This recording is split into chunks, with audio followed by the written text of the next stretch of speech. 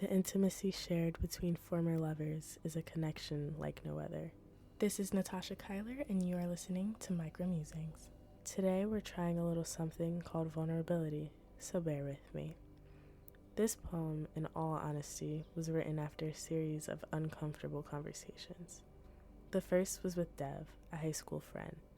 Dev was talking about the intimacy shared between former lovers, and at the time I could not relate because I wasn't big on fostering connections, especially ones I decided was no longer in alignment.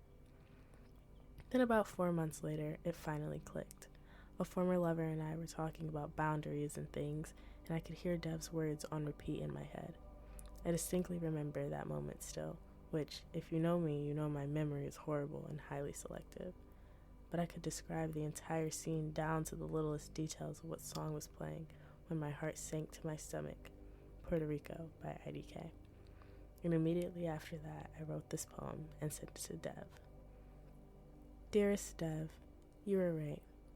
I now know what you mean when you talk about the intimacy shared by former lovers. He's the only one I can talk to, even when talking about new partners. He's there giving helpful advice, and I feel bad about it every time. Partly because I still love him, and partly because I don't know if he loves me. He said at first it hurt, listening to my attempt to move on.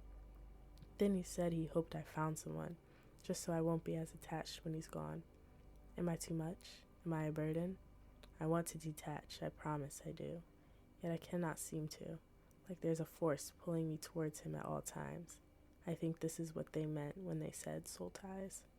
This is Natasha Kyler, and you are listening to Micro Musings. To read more of my poems, visit my website by clicking the link in the show notes. If you enjoyed today's episode, please feel free to share it, and if you enjoy the podcast overall, leave a 5-star rating. Please follow or subscribe wherever you listen to your podcast so you don't miss a single episode. Until next time, with love, always, Natasha.